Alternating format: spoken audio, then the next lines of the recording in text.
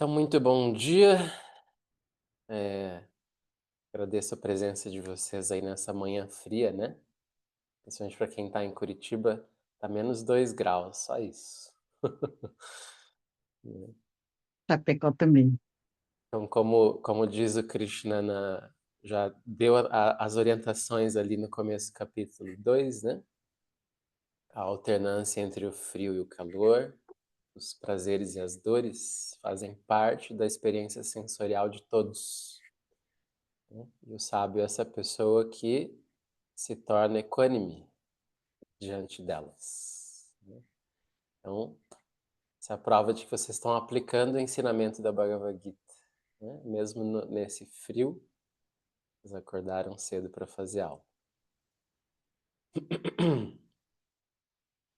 Então, na aula passada, a gente concluiu o capítulo 2, certo? Ontem à noite eu mandei para vocês um novo arquivo com a tradução do capítulo 3 e do capítulo 4. Tá? Como eu disse lá no início, essa tradução, ou melhor, esse arquivo, né, ele é uma forma simplificada que a gente tem só a tradução dos versos sem o comentário dos versos. Tá? Porque lembrem que toda a escritura védica clássica, ela em geral chega para nós não só no seu texto puro, mas geralmente também com um comentário de algum grande mestre do passado. Tá? Isso faz parte da cultura védica. Tá? Esses textos de maior calibre, né, de maior importância, eles recebem um comentário, né? O que que é esse comentário? É a forma como um mestre ele vai tecendo ali, né, instruções adicionais, uma compreensão adicional em cima de cada verso. Isso direciona, orienta o nosso estudo. Então, como vocês sabem, o estudo da Bhagavad Gita que a gente faz é baseado num comentário clássico de um grande mestre da tradição Sri Vaishnava, chamado Ramanuja. Tá? Os comentários desse mestre eu passei para vocês num arquivo em inglês. Aí tem a Bhagavad Gita inteirinha, os 18 capítulos, com todos os comentários ali, tudo em inglês.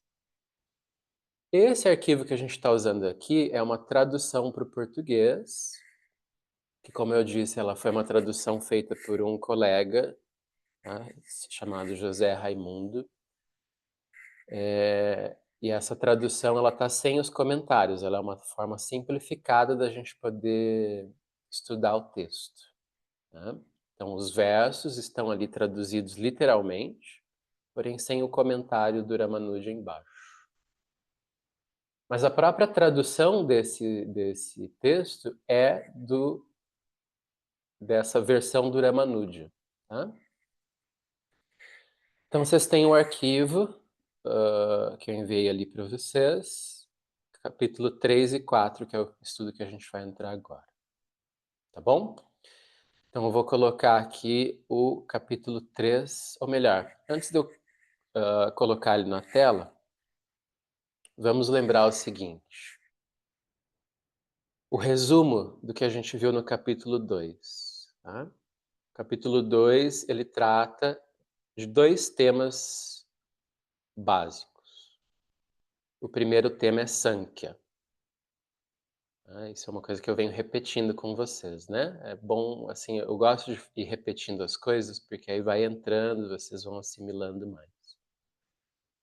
Então, o primeiro grande tema do capítulo 2 é Sankhya. Tá? Sankhya é a parte filosófica dos Vedas que explica a diferença entre matéria e espírito.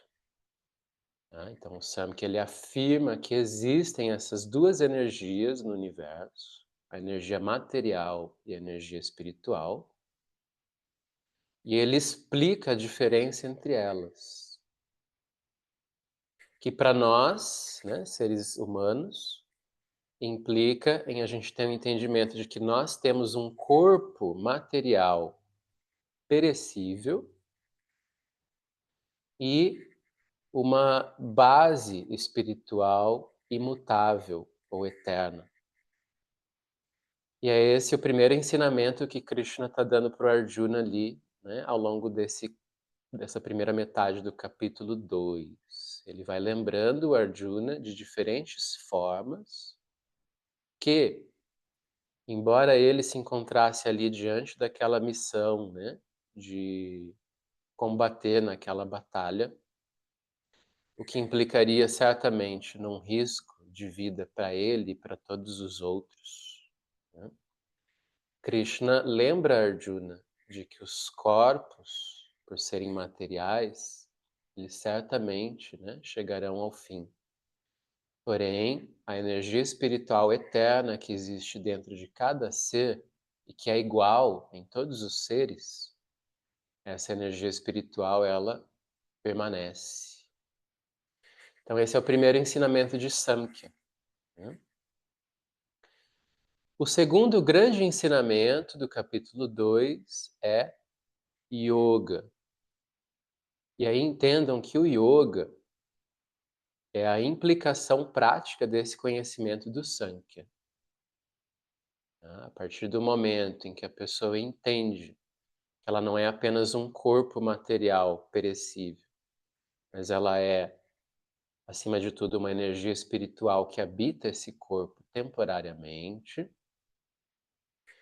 Então, as ações dessa pessoa no mundo ganham uma outra perspectiva, né, que é justamente a perspectiva de yoga. Essa pessoa, ela pode então passar a agir no mundo, não mais movida por seus impulsos egoístas e desejos ou necessidades meramente físicas, né? Mas ela pode fazer a ação no mundo como um exercício espiritual, né? E aí essa ação, ela não é uma ação egoísta. Essa ação, ela se torna o que a gente chama de karma yoga, tá? E é isso que Krishna vai explicar agora muito bem ao longo do capítulo 3. Tá? O que que é essa prática de yoga que é feita através das nossas ações no mundo, através do nosso cumprimento dos nossos papéis no mundo, ok? Já vou adiantar para vocês, tá, um resumo desse tema do terceiro capítulo. Tá? Todo ele vai tratar sobre Karma Yoga, o yoga da ação. E o resumo do Karma Yoga, né, isso não é uma invenção aqui, né, minha, isso aparece num texto de um outro grande mestre que foi anterior ao Ramanuja, chamado Yamuna. Ele foi antecessor do Ramanuja. E o Yamuna, ele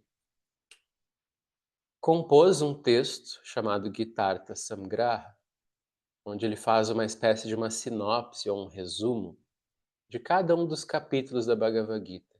Qual é o tema principal de cada capítulo?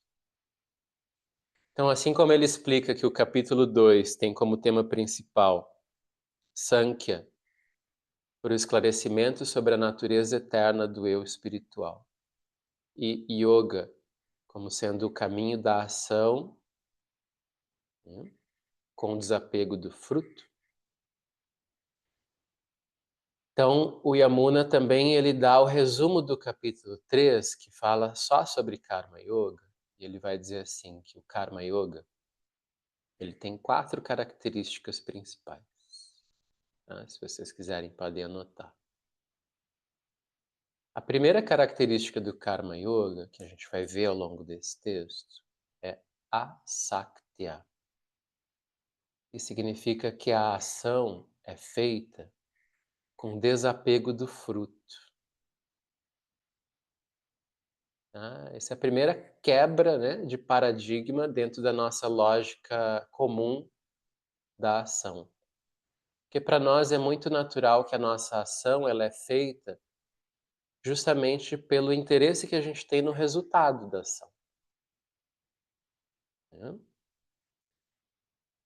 Porém, dentro de uma prática, de um exercício espiritual, a ação ela é feita com desapego do fruto. Isso é chamado de asaktia.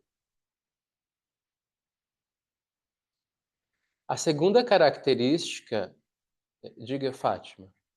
Como que escreve, Marcos? Deixa eu colocar aqui no chat. Depois eu vou compartilhar o verso. Não, vamos fazer o seguinte, eu vou compartilhar o verso com vocês. Fica mais fácil.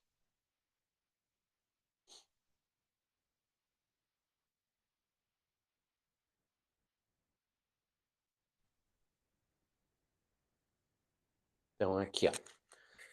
Nesse tamanho dá para enxergar? Deixa eu aumentar aqui. Assim. Sim. Então essa palavrinha aqui, ó, asaktia.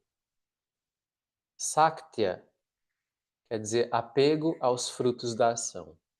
Tá? Vem da mesma raiz da palavra sanga, que quer dizer apego. Asaktia quer dizer, então, uma ação sem apego. Tá? Essa é a primeira característica do Karma Yoga. A segunda característica do Karma Yoga é Loka Raksha. Tá? Vejam aqui, ó, Loka Raksha. Então, o que que é isso? Loka é uma palavra em sânscrito que quer dizer o mundo, né? Essa palavra, ela deu o nosso locus, tá? Locus, que chegou na palavra em português lugar. Então, louca é o mundo, ok? E a palavrinha raksha, quer dizer cuidado, proteção. Então, a segunda característica do Karma Yoga é que a ação que a pessoa realiza, ela não é uma ação predatória sobre o mundo, assim, não é assim usando o mundo, os outros seres, os objetos como meros objetos, né, dos seus desejos, das suas intenções egoístas, mas a ação que a pessoa exerce é uma ação de cuidado, de proteção ao mundo. Essa é uma característica do Karma Yoga. A minha ação, ela visa cuidar, proteger os outros seres, as outras pessoas, as coisas ao meu redor.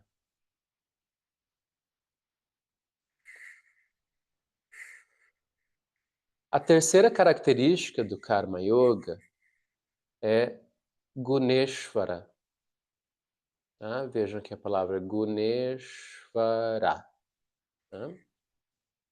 Eu separo aqui, porque essas palavras aqui elas estão sofrendo as declinações dentro do verso, tá? Mas o termo em si, o substantivo, é Guneshvara.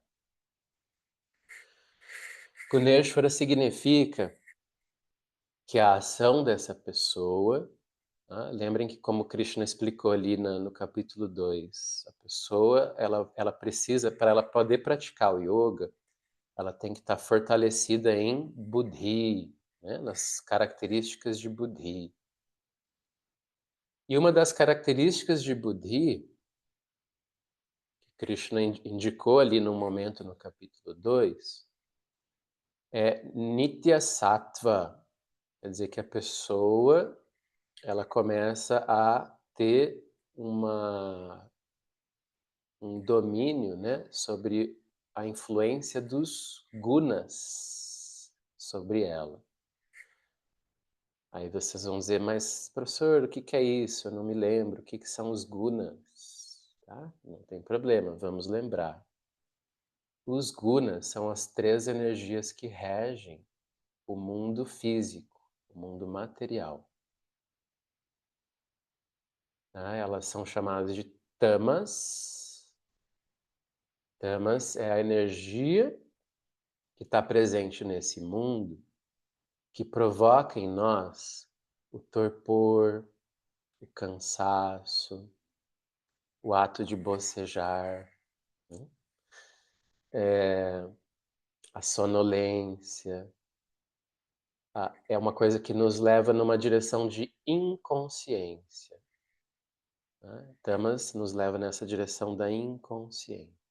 Então, torpor, sonolência, preguiça, inércia. Depois existe uma outra energia nesse mundo que é chamada de rajas.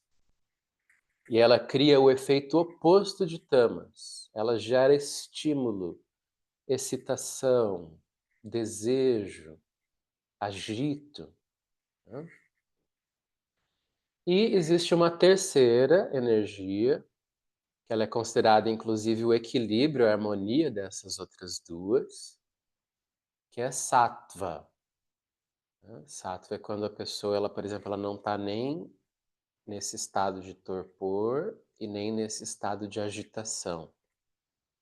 Então, sattva a gente costuma traduzir como sendo serenidade, tranquilidade, lucidez. Krishna havia dito para o Arjuna, né, que nesse caminho do yoga, ele vai tentar se estabelecer num nitya sattva.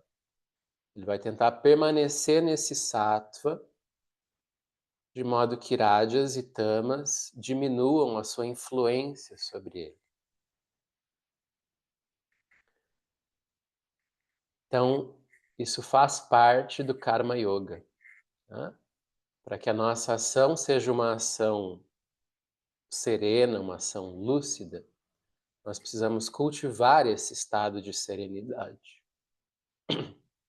Do contrário, quando a gente é tomado por rajas, que é a agitação, a excitação, né? Ou se a gente é muito tomado por tamas, a inércia, o torpor, a nossa ação ela fica comprometida nesses gunas, né? A gente perde a capacidade da ação lúcida. Aí deixa de ser um exercício de karma yoga. E aí facilmente a gente vai agir só por uma motivação egóica. Bom, então expliquei para vocês esses três primeiros aspectos do Karma Yoga, tá? O quarto e último é chamado de Ishvara Nyasya, né? Que significa que todas as ações, nesse exercício de Karma Yoga, todas as ações são feitas com a consciência de que a ação ela é uma oferenda a Deus, ok? Então, todas as ações são uma oferenda a Deus.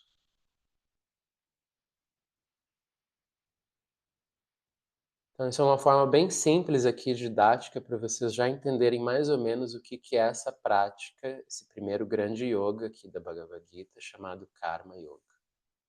Tá? Repassando, a ação que é feita sem apego aos frutos, com o cuidado e a proteção de tudo que está ao redor,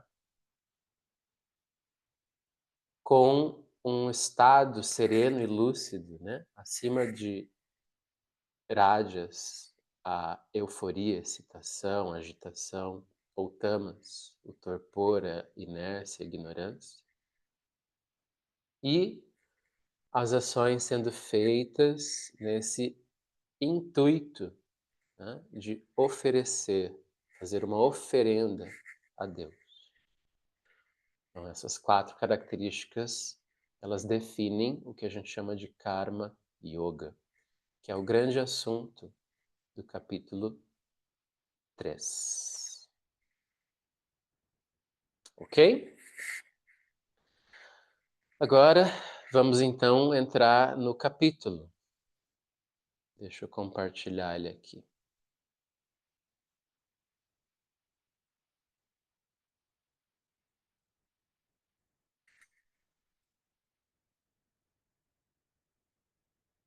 Vamos aumentar um pouquinho, né? O tamanho aqui da fonte. Assim vocês enxergam bem? Tá bom o tamanho? Tá. Então esse capítulo ele começa com uma pergunta do Arjuna para Krishna.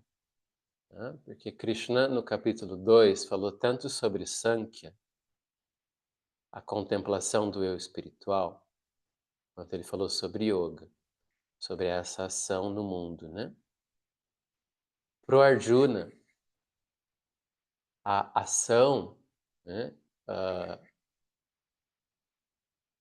a qual ele estava ali fadado a realizar, né, era justamente essa ação dura, penosa, de combater numa guerra. E aí o Arjuna ele fica um pouco confuso com o ensinamento que Krishna traz, porque Krishna destaca esse treinamento, né, de uma mente sábia. E Krishna e Arjuna ele fica então um pouco confuso sobre como é que ele vai de fato, o que que ele vai de fato fazer? Ele deve seguir com a intenção de combater na guerra ou ele deve se retirar para fazer esse treinamento, né, de tentar ali se tornar um sábio através de uma espécie de um treinamento de uma vida mais contemplativa, meditativa, né? Então, vejam a pergunta do Arjuna para Krishna. Ele diz: se, ó Krishna, você considera que Buddhi, né, ou seja, aí ele coloca entre parênteses, né, o conhecimento é superior aos trabalhos, ou seja, à ação, por que então, ó Krishna, você me ocupa nesta ação horrível? Tá? Ele diz isso mesmo, né? Uma ação horrível, terrível, porque ele tinha que combater numa guerra. Tá? A palavra terrível aqui, ó, é essa palavrinha gora. Né? Então ele diz assim, tat kim. Né? Lembra que eu falei para vocês que sempre que aparece o termo kim, ko, ka, é uma pergunta. Tá? Esse é a fonema aqui que faz a interrogação. Né? Então por que você Karmani Ghore Mam, né, me coloca aqui diante dessa tarefa de realizar uma ação tão dura, né, uma ação tão terrível, que é combater essa guerra. Então, ele pergunta isso, né, porque se você está falando que é tão mais importante, né, a gente desenvolver Buddhi, essa posição sábia, né, a equanimidade, a benevolência, todas essas coisas, por que que você me ocupa nessa guerra? E aí ele segue dizendo para Krishna: você confunde a minha mente com declarações que parecem contradizer-se. Portanto, diga-me com clareza por qual caminho eu posso alcançar o melhor benefício. Quando ele diz isso, né, qual o caminho, me diga com clareza qual é o caminho. Lembrem que ele já tinha essa dúvida lá atrás. Eu devo executar a minha ação de combater como um guerreiro, ou eu devo desertar essa batalha e ir para uma vida de renúncia, né? Arjuna oferece essa opção para Krishna, diz assim, olha, eu posso sair daqui, eu abandono qualquer propósito de conquistar esse reino, né? Eu não me interesso por essa riqueza mundana, e eu posso viver como um mendicante ou um asceta na floresta, né? Numa vida assim de meditação, de contemplação. Então ele tem ainda essa dúvida sobre essas duas opções, né? Se engajar na batalha, cumprindo o seu dever de kshatriya, de guerreiro, ou renunciar a isso e viver como um asceta. E aí, então, Krishna ele responde para o Arjuna da seguinte forma. Todos esses primeiros versos do capítulo 3 vão ser a resposta de Krishna. Então ele diz assim: Ó Arjuna, outrora, neste mundo, um duplo caminho foi estabelecido por mim. Então Krishna está dizendo que lá nos primórdios dos tempos, ele mesmo, né? Então vejam que o tempo todo, em alguns momentos, aparece aqui essa natureza divina de Krishna, tá? Como sendo aquele que lá no início dos tempos ofereceu esses dois caminhos espirituais para os seres humanos, né? Então ele diz assim: o caminho do Jnana Yoga para os Sankhyans e o Karma Yoga para os Yogis. Vejam aqui a linha de baixo do verso, tá? Jnana Yogena Sankhyanam. Então quer dizer, o caminho de Jnana Yoga para os Samkhyas. E Karma Yogena Yoginam, o caminho de Karma Yoga para os yogis. Então vamos esclarecer isso agora, tá? Entram aqui esses dois conceitos, Jnana Yoga e Karma Yoga. Então vamos lembrar que a palavrinha Jnana, vocês já viram em algumas passagens, ela significa literalmente conhecimento, sabedoria. Tá? Vejam que no sânscrito a gente escreve assim, né? Como um J, um N com um tiozinho em cima e o A, né? Seria assim, literalmente seria Jnha. Só que a gente pronuncia Jnha, Jnha.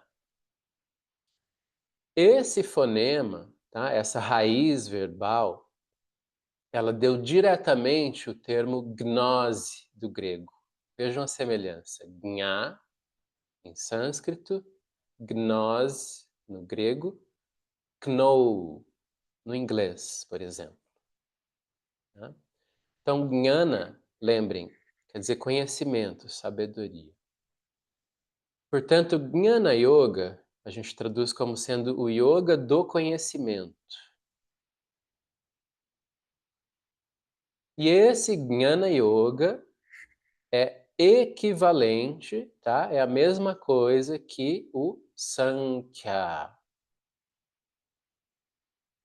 São conceitos que é importante vocês irem assim assimilando, tá? Isso vai criando o vocabulário necessário para vocês compreenderem aqui o texto. Então entendam, de novo, tá? Jnana Yoga, o yoga do conhecimento, é a mesma coisa que Sankhya, tá? Porque trata desse conhecimento discriminativo entre o que é matéria e o que é espírito.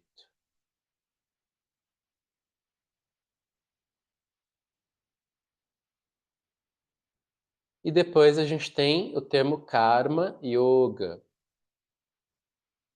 Então, daí a palavrinha karma significa ação. Tá? Se jnana é conhecimento, karma é ação. E aí, vejam, aqui na Bhagavad Gita, Karma Yoga é sinônimo de meramente yoga. Aí vocês vão dizer, professor, isso está muito confuso, porque Jnana não é também Jnana Yoga? Aí fica aparecendo essa palavra yoga de diferentes formas, né? Mas vamos entender isso, tá? Jnana Yoga, o yoga do conhecimento, equivale a Sankhya. Karma Yoga, o yoga da ação, equivale simplesmente ao termo yoga. Tá bom? E o que acontece? Esse Jnana Yoga, o yoga do conhecimento, ou Sankhya, ele aponta para esse aspecto da prática, que é justamente esse lado contemplativo, meditativo, que envolve muitas vezes a pessoa ela se retirar das ações cotidianas para poder vivenciar uma imersão de estudo, de contemplação e de meditação. Esse, em geral, é o sonho de uma boa parte dos buscadores espirituais, né? Ah, eu queria tanto sair dessas coisas chatas do dia a dia, da minha vida, e ficar retirado num mosteiro, num lugar onde eu possa ficar só meditando e lendo os meus livros, e meditando, e lendo e meditando, né? É muito comum eu ouvir de vocês, né, essas aspirações, assim, né? Então a gente tem esse desejo, muitas vezes, de se retirar das ações, até porque muitas das ações significa resolver problemas, e a gente sente que os problemas eles são coisas inconvenientes, às vezes, na nossa vida, né? Então a gente sonha assim, queria sair de todos esses problemas, dessas coisas que eu tenho que ficar resolvendo, né? Aí eu vou lá para um lugar calmo, tranquilo, onde eu possa ficar só meditando. Então, o Jnana Yoga, ou Samkhya, ele tem um pouquinho realmente dessa característica mais meditativa, de retirar-se das atividades. E o Karma Yoga, ele tem essa outra característica que é eu realizar a minha prática espiritual nas atividades cotidianas, resolvendo os problemas da vida, né? Lidando com os problemas da vida no dia a dia.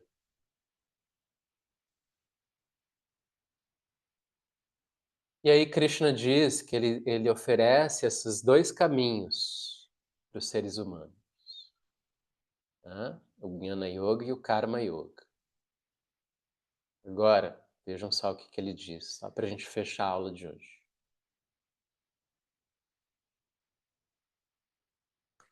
Verso 4. Ninguém se sente livre da atividade por abster-se dos trabalhos. E ninguém jamais consegue sucesso pela mera renúncia aos trabalhos. Então aqui Krishna, lembra que o Arjuna ele perguntou para o Krishna, né? Para de florear e me diz logo com clareza qual caminho eu posso alcançar o melhor benefício. E Krishna é claro, ele é direto. Ele vai dizer que é o Karma Yoga. Ah, já dou spoiler aqui na resposta. Ele vai dizer que é o Karma Yoga. Para 99,9% das pessoas, tá, nós não temos condição de viver esse Jnana Yoga puro. Uma vida retirada em estado meditativo, contemplativo, só estudando e meditando. Tá? Todos nós estamos envolvidos nas tramas, tá, das nossas ações e dos nossos papéis no mundo, e esse vai ser o nosso caminho espiritual, realizar bem essas ações no mundo.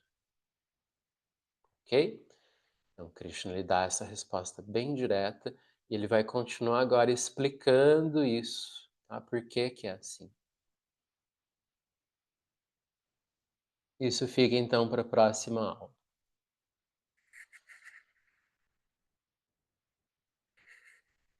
Alguma questão aí para vocês?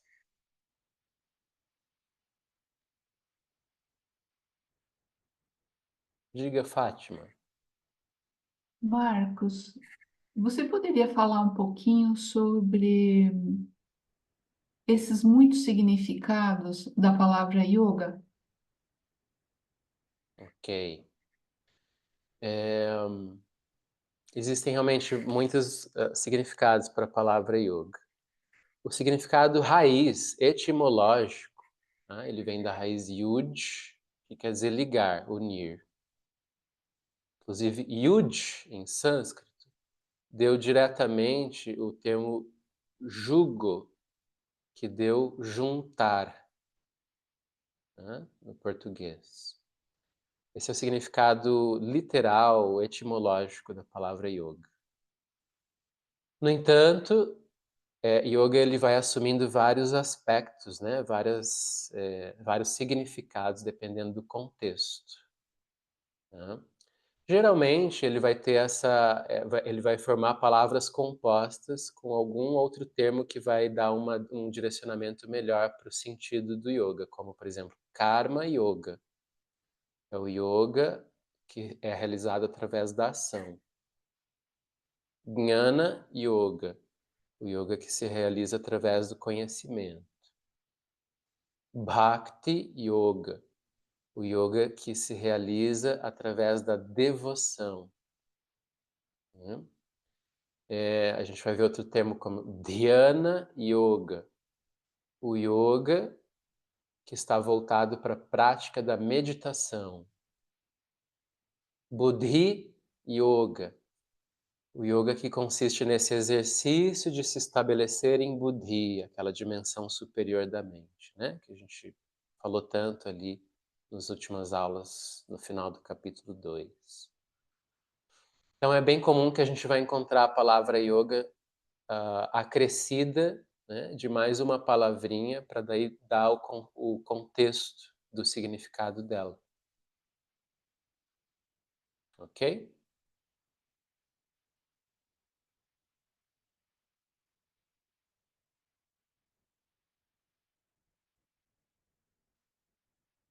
Mais alguma questão, gente? Temos 5 minutos.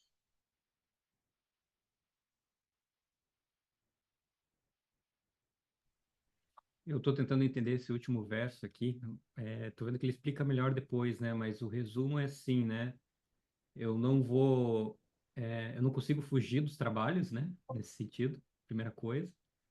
E fugir do trabalho também não leva a nada, né? Ele não, só isso por si só não resolve, né? Acho que isso que ele quer dizer. Mais ou menos isso. Né? Por exemplo, no teu contexto, né, Egon? Vocês, por exemplo, como praticantes budistas, tem bastante essa proposta de fazer os retiros em muitos momentos, né? E nos retiros você se desliga de tudo, né? Desliga o celular, fica isolado, né? Nem a esposa tem contato, né? Aí você fica ali realmente numa espécie de uma redoma, né? Temporariamente, para poder se dedicar à contemplação dos ensinamentos e às práticas de meditação. Isso é uma coisa boa, né? E obviamente que é uma bênção poder viver isso em alguns momentos. Mas você sabe o quanto é difícil se planejar para ficar poucos dias sequer nessa condição. Porque realmente fica um monte de outras coisas da vida, né? Que são responsabilidades importantes da vida. Essas coisas ficam todas ali à deriva, né? Esperando a tua volta. Porque você tem um compromisso com elas. Então você consegue fazer os retiros ali por alguns dias, né? E depois você precisa retornar para o cumprimento dos teus trabalhos, das tuas missões no mundo, né? Então, o que acontece? E mesmo nesses períodos de retiro, o retiro ele só é possível porque outras pessoas estão trabalhando para poder te dar o suporte para você fazer isso ali. Krishna vai dizer isso daqui a pouquinho na Bhagavad Gita. Ele vai dizer que uma pessoa, sem trabalhar, sem ter esse vínculo com a ação, ela não consegue nem sequer sustentar o seu próprio corpo. Né? Então, uma pessoa que está em retiro, às vezes tem que ter outras pessoas cozinhando e levando a comida ali, né? Ou pelo menos trabalhando para poder garantir, né, o recurso material para que aquele retiro aconteça. Então, a gente não tem como ficar num estado permanente de retiro. A gente pode fazer esses retiros como situações pontuais, mas o grosso da vida é trabalho, né? A maior parte da vida a gente vai ter que estar engajado em algum tipo de trabalho. Por isso que e aí como a gente quer de fato, né, ter uma prática espiritual que seja integral, que não seja só aquela coisa do domingo, né? Não só quando eu estou no retiro eu tenho a prática espiritual, depois não tem mais nada. Então Krishna, ele precisa explicar o que é a prática espiritual que nos acompanha no dia a dia ao longo de todas as ações que a gente está fazendo. Né? Aí esse é o Karma Yoga. Entendi.